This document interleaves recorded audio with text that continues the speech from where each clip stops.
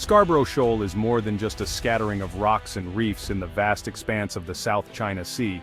It's a strategic flashpoint, a place where geography and geopolitics collide, drawing the attention of regional powers and the world.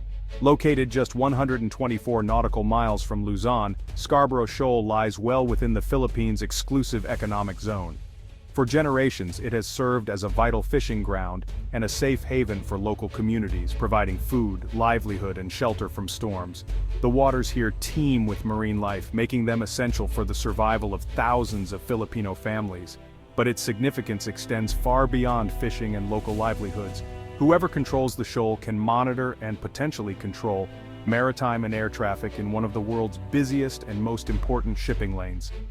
Every year, trillions of dollars worth of goods pass through these waters, connecting Asia, the Middle East, and Europe. Control here means not just economic influence over global trade, but also the ability to project military power deep into the region, shaping the balance of power in the Indo-Pacific. The dispute between the Philippines and China is about more than territory. It's about national pride, economic rights, and the ability of nations to stand up for their people and their future.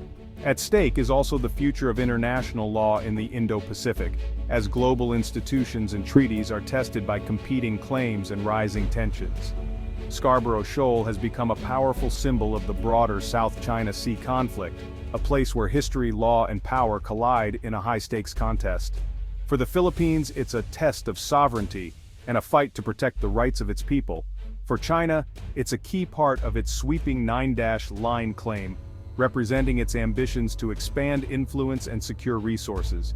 The unresolved standoff keeps the shoal a potential trigger for regional conflict, a flashpoint where a single miscalculation could spark a much larger crisis in the heart of Asia. The Philippines claims Scarborough Shoal based on geography and international law. It's within their EEZ as defined by UNCLOS. Historical maps and legal arguments reinforce Manila's position. China, meanwhile, asserts ancient discovery and administration, citing old maps and records to justify its claim under the nine-line. This clash, modern law versus historical narrative, came to a head in 2012, when a standoff left China in de facto control of the shoal. The Philippines responded by taking China to international arbitration, winning a 2016 ruling that invalidated China's nine-line and affirmed traditional fishing rights. China rejected the ruling, maintaining its presence and restricting Filipino fishermen. The 2012 standoff marked a turning point, solidifying China's grip and escalating the dispute. The legal victory for the Philippines remains unenforced, fueling ongoing tension. China's recent proposal to create a nature reserve at Scarborough Shoal is framed as environmental protection. On the surface, it's about conserving coral reefs and marine life. But Manila and others see it as a strategic move to legitimize China's control. Establishing a reserve would mean more Chinese vessels and possibly permanent structures, all under the guise of conservation. These facilities could serve both scientific and military purposes, deepening China's hold. This tactic, using environmentalism to assert sovereignty, mirrors China's approach elsewhere in the South China Sea. By branding its actions as ecological stewardship, China reframes the dispute while tightening its grip. The proposal blurs the line between conservation and control, making it harder for the Philippines to push back without seeming anti-environment. The Philippines swiftly rejected China's nature reserve plan, calling it a violation of sovereignty and international law. Officials labeled the proposal a cover for permanent occupation, pointing to China's own destructive fishing and land reclamation elsewhere. Manila's response, internationalize the issue, rally allies, and invoke the 2016 arbitral ruling as the legal foundation for its claim. The Philippines has increased patrols and support for its fishermen, documenting Chinese activities and publicizing harassment. This assertive transparency strategy aims to expose China's actions and keep the dispute in the global spotlight. While avoiding direct confrontation, the Philippines is determined to challenge China's control and defend its rights. The standoff remains active, unresolved, and highly visible on the world stage. China's proposal to establish a nature reserve at Scarborough Shoal is not just an environmental initiative. It carries far-reaching geopolitical consequences that ripple across the region and beyond. By framing its actions as conservation, China seeks to legitimize its presence and strengthen its territorial claims, raising concerns among neighboring countries and the international community. For the United States, which maintains a long-standing defense treaty with the Philippines, China's move is a direct challenge. It tests American resolve and credibility in the region, potentially drawing the U.S. deeper into the dispute. Increased U.S. naval patrols and joint military exercises with the Philippines signal Washington's commitment but also risk escalating tensions with Beijing. Within ASEAN, the dispute has exposed divisions. While some member states like Vietnam and Malaysia share Manila's concerns about China's growing assertiveness, others are more cautious, wary of jeopardizing economic ties with Beijing or provoking a confrontation. The ongoing tensions are increasing pressure on ASEAN to finalize a binding code of conduct for the South China Sea, a long-sought agreement that could help manage disputes and prevent conflict, but negotiations remain slow and complex. Meanwhile, regional powers such as Japan, Australia, and India view the situation at Scarborough Shoal as a critical test of China's ambitions.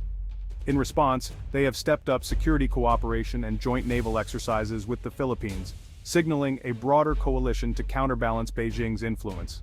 If China succeeds in normalizing its control over the shoal, it could set a dangerous precedent, one that disregards international law and emboldens similar actions in other contested waters, undermining global norms and legal frameworks.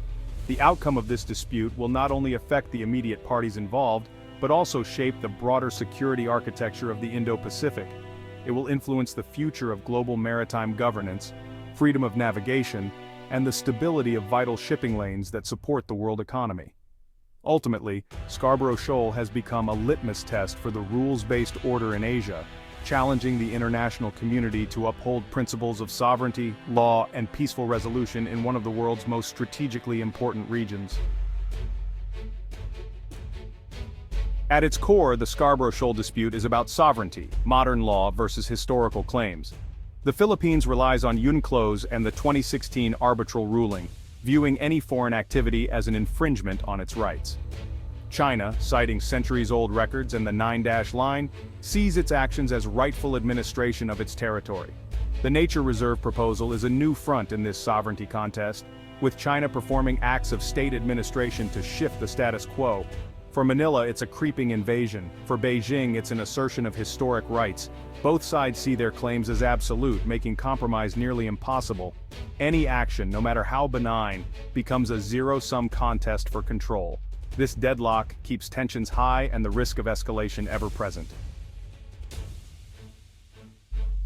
China's recent proposal to establish a nature reserve in the South China Sea is being presented to the world as a bold act of environmental stewardship, a move that, on the surface, appears to prioritize the protection of fragile marine ecosystems and biodiversity. However, this narrative is met with widespread skepticism, as China's credibility is deeply undermined by a well-documented history of ecological destruction in the very same waters it now claims to protect. Over the past decade, large-scale island-building projects and destructive fishing practices by Chinese fleets have devastated once-thriving coral reefs, leaving behind scars on the marine environment that may take generations to heal.